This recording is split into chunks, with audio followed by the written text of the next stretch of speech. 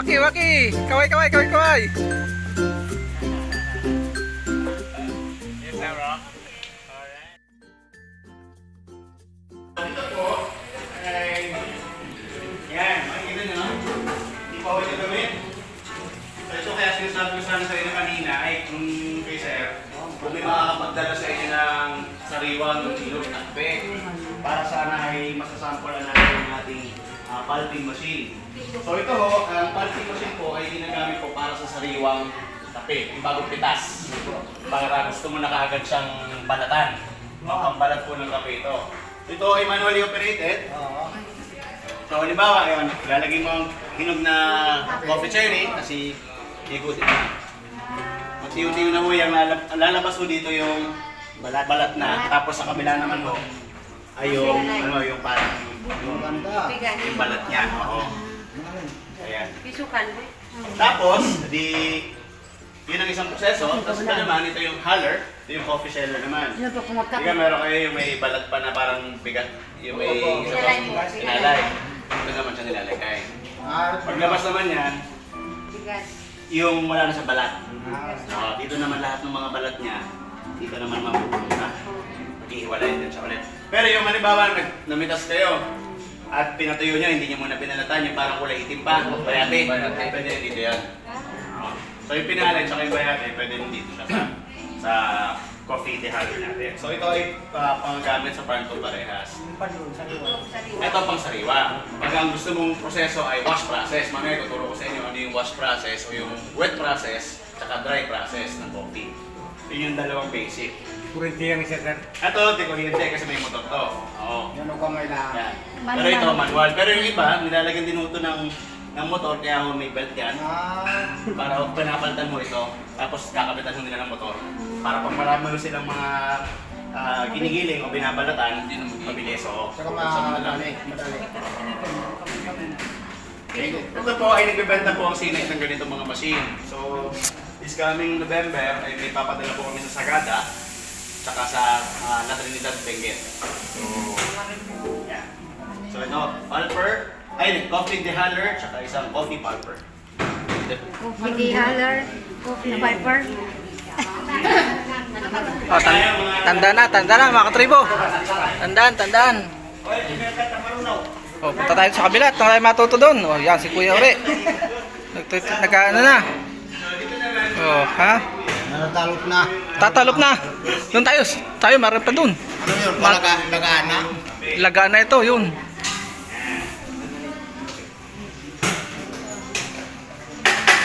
Ba't ikaw ulit trisin? Yan. So ito ang puso ng Sinag. Dito natin niluto yung coffees galing sa iba't ibang lugar sa Pilipinas, saka galing sa mga kape galing sa ibang bansa. So yan, ito yung roasting machine. Ayan, nakikita nyo ito po ay gas operated po ito. Ano yung apoy? Nasa pagtuntong po yan. Yan ang gasol. So ito ay nakasasa ng apoy. Ano ka pumutok, sir? Ano ka pumutok? Dito ko nilalagay yung kape. So yung hilaw na kape, dito lalagay. Pagka pinapasok mo yan, papasok sa loob. At yan, kukontrolin na namin yung init. Yung lakas ng apoy, lakas ng hangin. Ayan. Hanggang sa maluto siya. Pag maluto na, alam na namin ang luto, makikita mo ang kulay. Makikita mo ang pang sample. Makikita mo ganyan yan. Pagka naman, hindi po ito gilingan ha. Ito po yung pagluto lang. Para yung green beans ay magiging roasted coffee. So pagka naman tapos na, ayan, may cooling na yan. Dito na ako pinalalamig yung kape. So yan ay lalabas natin. Yung init, nabasa usok lahat. Dito naman ang kalamigan ng kape. So ito ang roasting machine. Nag-iisa lang ito sa Mindoro. Oriental at Occidental dahil lang ang ganito. Kaya lahat ng if ever na pag-sinag ay kumuha sa inyo ng coffee, alam niyo na kung saan lulutuin. At alam niyo na kung saan i-serve yung coffees ninyo. So ito ang roasting machine. At ang capacity nito ay 3 kilo kada sala. No? Pero ako ay nagsasala mga 2.5, mga 2.8 kilos. Pwede na yan. Hindi natin na sinasagal yung capacity. So pagka naluto na, palalamigin yung kape. Pag malamig na ang kape, nilalagay na natin yan sa sa storage. Naman ah. Ito mo sa mga putin. Yan, kain ito. Ayan, yan.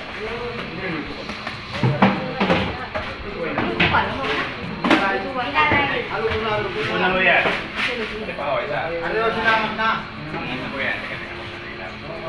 Magkaiba po kasi ang luto ng...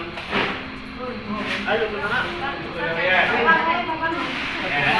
Mabango na, mabango na. So ang coffee po kasi ay... Ito po ay kape galing Indonesia. Mm. Layo pa. Indonesia pa pala.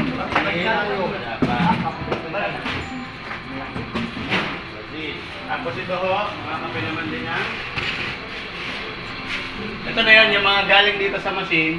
Ito na ho yung mga kinalalabasan niya. So, halimbawa ito ay galing sa Mount Apo. Yan, Mount Apo. Layo, layo. Amoy nyo. Diba, no? Maganda po ang amoy. Hindi. Ay, amoy. Amoy apo nga, amoy apo. Yung atin amoy lulo, no? So yun lang, ito ilan sa mga sample ng coffee roasted coffee. Akat katukan. Rasa. Anong amoy ate? Ate, anong amoy? Amoy apo nga. Iba-iba ang amoy sa atin. Mas mabango? Ito ang green beans. Specialty coffee ito. Amoy mo, sir? Luto na yan, sir? Hindi pa. Hindi pa. Ang bango nga. Hindi, yan po ay Arabica, galing po ng Africa. Oo, ang bango. Hindi pa luto, mabango na eh. Burundi, galing Burundi. Dito sa amin duro, wala pa akong nadating dito. Amoy mo, Kuya Cardel. Diba? Ano yan, sir? Green beans. In-import mo for sample lang? May mga traders din. Sige yan, lahat to. Kagaya nito. Ito ay Vietnam Arabica. Ah, Ito po yung mga green beans. Ito po yung mga pinoproduce ng mga coffee farms. Yan. galing pa po ng ano yan? This is Africa? Vietnam. Vietnam. Vietnam Arabica. Pero sir, meron kaya kami niyan. Kakaroon kayo niyan kung kayo ay ma... Regular ka sir nabila doon? Yes, sir. Tapos Layo ito pa pala. ay Meron yan. Brazil. Kaya pala sumikat ang iyong coffee, ano? Brazil. Galing pa ng ibang bansa. Ito, Vietnam. Brazil. Ito naman ang... Ito, Mount Apo. Yan. Mount Apo. Okay. Gusto niyo makakita ng robusta? Gusto niyo makakita ng robusta? Parito kayo, tingnan nyo, mga mauta po. Yan o. Ito, ano yan? Nalito na ako kung saan galing yan. Basta kape yan. Mga kuya, ganitong quality ng robusta ang hinahanap natin. Ito yung robusta. Yan. Yan. Maliliit na yan. Yan na nga robusta. Yan. Oh, tingnan nyo, tingnan Ito nyo. ay galing Surigao. Aba, Maliliit. malayo ko Surigao. pinagkakan. Okay? Yung isa ho, ate, pasuyo nga ako niyan. Ayan, yan. Yan, dali mo dito, ate. Magkakaiba pa pala yan. Galing ng Bukidnon. Ah, mas malalaki. Mas malalaki. Eh, magkaiba po ang lasa niyan. Ang sa Mindoro, halos katulad nito. Ang maliliit. Para sa Surigao. Pero sa Bukidnon, malalaki ang kanilang robusta. So yan, lahat po ito, robusta, yan, parehas ito. Anong pagkakaiba sir ng lasa po niyan? Mas chocolatey ang robusta eh. Masarap nga po. Ang Excelsa, yan, Excelsa. Bukidnon din ito. Yun, oh, tingin kayo, bukod nun, Excelsa. Bukidnon Excelsa. Ang alam ko lang, CTLC eh. Yan. Wala pa yung barako, no sir? Ari ito nga ho yun, yung Excelsa Barako. Barako ito. Mamaya pa bakla. Yung bakla yung nasa grocery. Ibang coffee, lahat yan Puro barako ito. mga na-process na kape na. So yan yung sinasala natin sa roasting machine. Ang galing ah. Niluluto hanggang ma-develop yung flavor hanggang matapos hanggang siniserve na dyan sa ating kapihan. So yan. Ito sir, machine ay Roasting machine. sarili nyo pong bili? Yes sir. Opo.